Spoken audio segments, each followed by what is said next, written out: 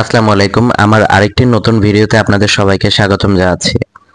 আজকে সোশ্যাল ইসলামী bank PLC বা SIBL এই ব্যাংকটির যারা কাস্টমার আছেন সবার জন্য একটি অত্যন্ত ভালো একটি নিউজ দিব।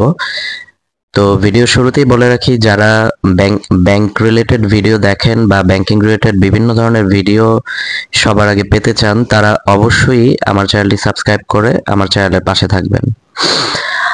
তো আজকে সোশ্যাল ইসলামী ব্যাংকের কাস্টমারদের জন্য যেটা খুবই ভালো নিউজ সেটা হচ্ছে যে আপনারা সবাই জানেন, হয়তোবা আপনারা নিজেরাও ভুক্তভোগী, যে সোশ্যাল ইসলামী ব্যাংক তারা কিন্তু কাস্টমারদের প্রয়োজন অনুযায়ী কিন্তু আমানতের টাকা ফেরত দিতে পারছে না।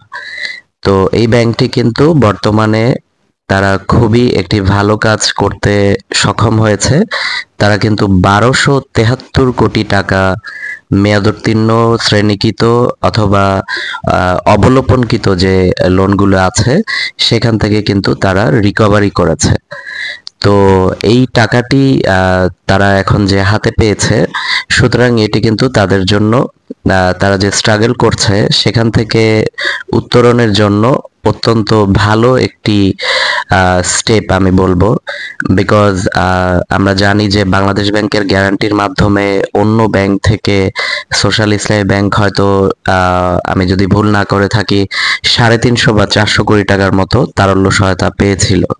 কিন্তু তারা তাদের যে নিজেদের যে অ্যাসেট বা লোন পোর্টফোলিও সেখান থেকে এই যে রিকভারিটা করলো ভালো একটি অ্যামাউন্টের 1273 কোটি টাকা, এটি কিন্তু তাদের যে বর্তমানে চলমান যে তারল্য সংকট সেটা কিছুটা হলেও লাঘব করতে পারবে।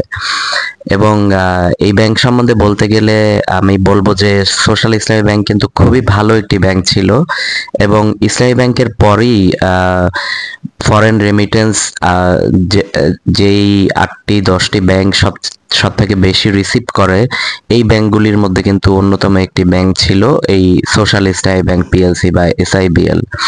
কিন্তু এই ব্যাংকটি কি কারণে আজকে এই অবস্থায় আমরা সবাই জানি।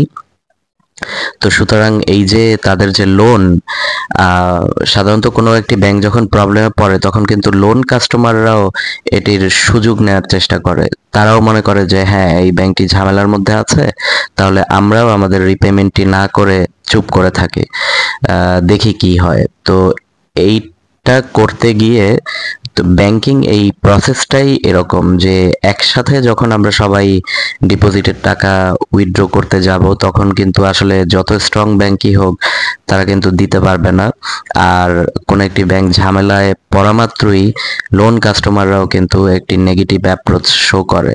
তো সোশ্যাল ইসলামী ব্যাংক খুবই ভালো একটি স্টেপ নিয়েছে, এবং আমি মনে করি যে তারা খুবই একটি ভালো কাজ করতে সক্ষম হয়েছে। এই যে রিকভারিটা তারা করলো, এখান থেকে কাস্টমারদের তারা কিন্তু এখন রেগুলার যে তাদের লিকুইডিটি সাপোর্ট সেটা কিন্তু দিতে পারবে, বা যে লিকুইডিটি সাপোর্ট তারা অন্য ব্যাংক থেকে নিয়েছে বাংলাদেশ ব্যাংকের গ্যারান্টির মাধ্যমে সেটি ফেরত দিতে পারবে, এবং আস্তে আস্তে তারা কিন্তু তাদের আস্থা আবার আগের অবস্থায় ফেরত নিয়ে আসতে সক্ষম হবে। তো এই ছিল আজকের ভিডিও।